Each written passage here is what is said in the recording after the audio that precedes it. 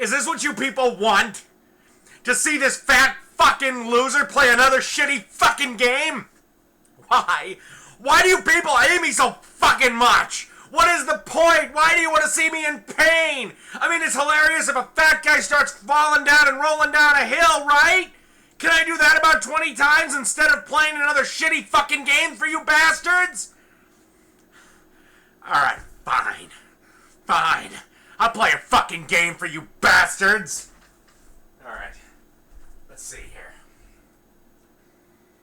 Oh, how about these?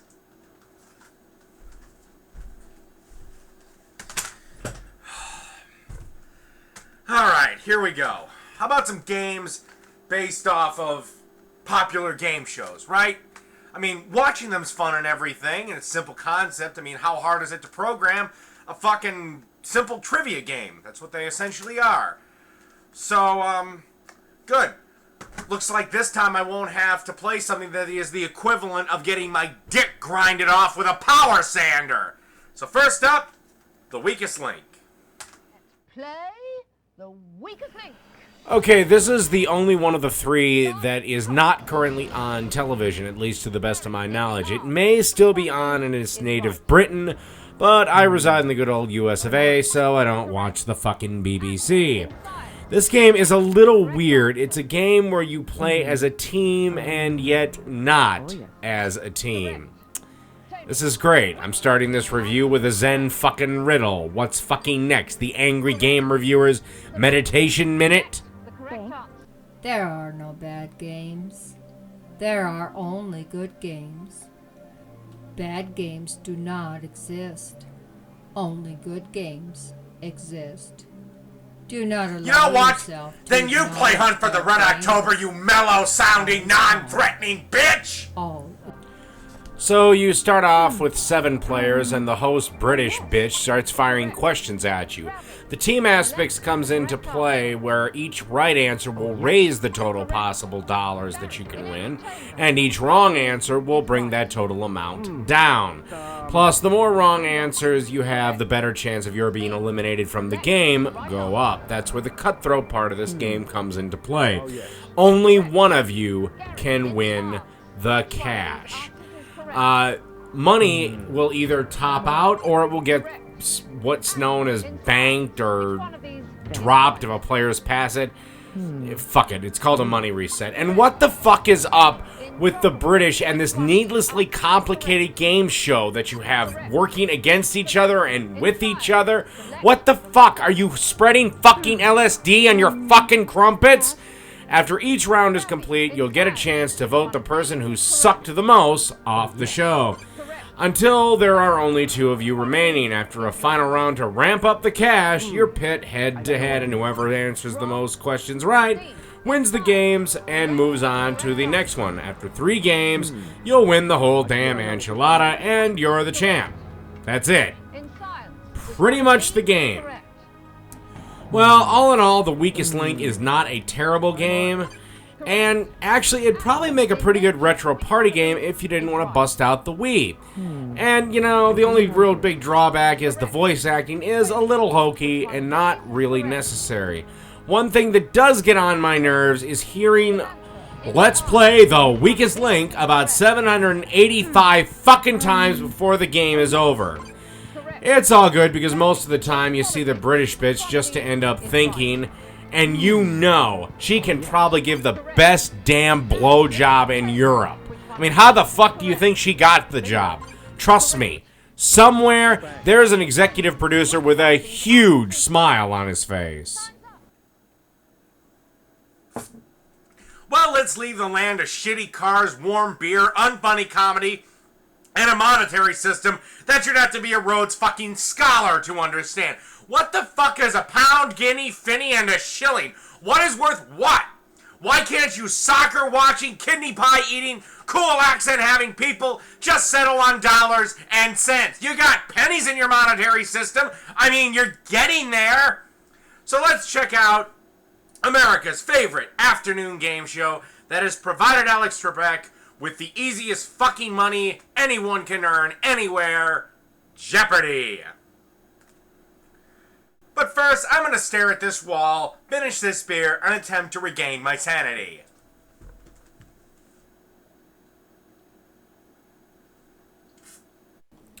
Okay, so this is Jeopardy. I don't really need to go over the fucking game because unless you live under a rock, sealed in a bomb shelter, or have been Amish your whole fucking life, you've seen the fucking show.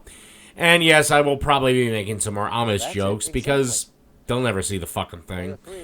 The one thing about this version of the 7,000 versions of Jeopardy out there is almost all of them have a multiple choice system format. This one you actually have to type the fucking answer in. Why did they make it that hard? This is the essence of needlessly complicated. And guess what? You better be a decent speller because spelling mistakes will fuck you over good.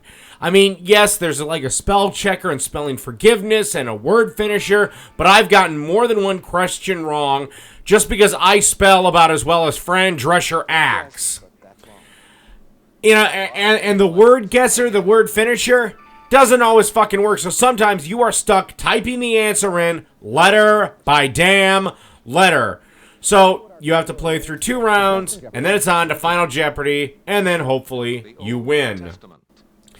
And that is where the game essentially ends. I have yet to play a version of Jeopardy that includes after you win the game, you get to go on to the Tournament of Champions and try to win that.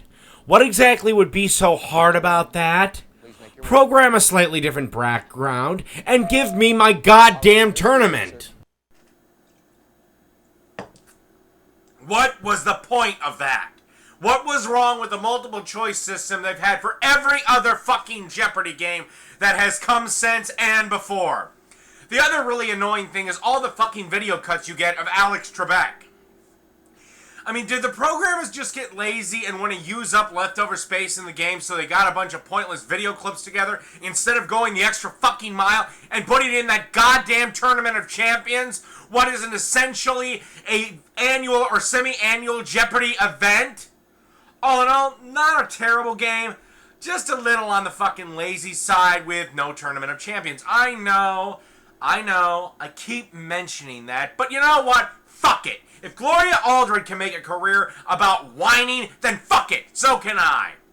Alright, on to the final game, and you know, I'm shocked I haven't really played a terrible game yet. Fuck. It's fucking Wheel of Fortune. And I don't even get Vanna White with the game. I mean, look at this woman on the cover. And you know what? If that's Vanna White, the person who photoshopped her should have their eyes fucking smashed against a tree. Alrighty, on to Wheel of Fortune. Once again, you know the game unless you are a no deodorant wearing Amish person. You spin the wheel, you guess a letter, eventually you guess the puzzle, right? Well, how could they fuck this one up? Well, the wheel is not the kindest thing in the world to you. I keep hitting either bankruptcy or the lose a turn space, and I've never once seen the computer do it. Your only real hope is the computer fucking up and getting a letter wrong. Seriously, you have time to run out and go get beer in the time it takes it to be your turn again.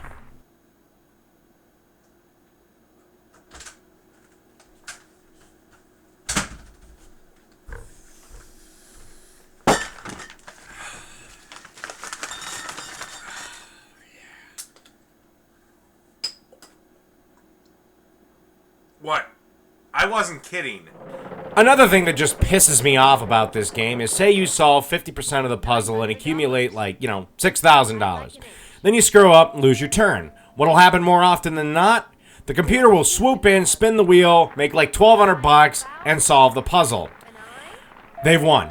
What about your $6,000 that you won? Well, guess what? It's gone like Crystal Pepsi. Well, that's real fair. You did a majority of the work and you got a majority of the letters right.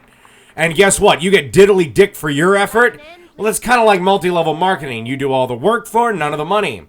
At least this game gives me one small mercy, in that it doesn't have the king of lameness, Pat Sajak, in the game.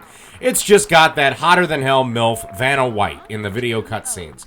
Unlike Trebek, this really is not wasted footage.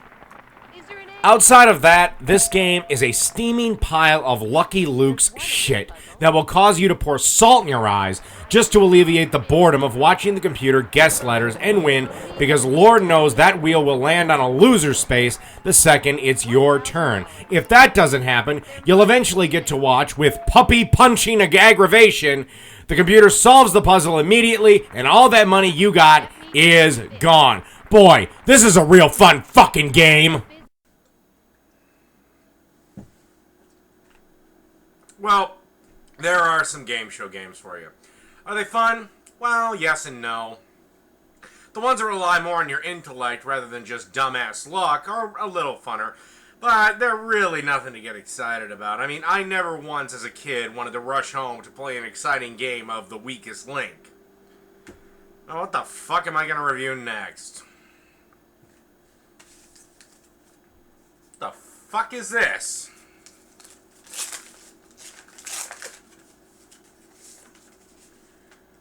Oh, son of a bitch! There are no bad games. Oh, There fuck are off! only good games.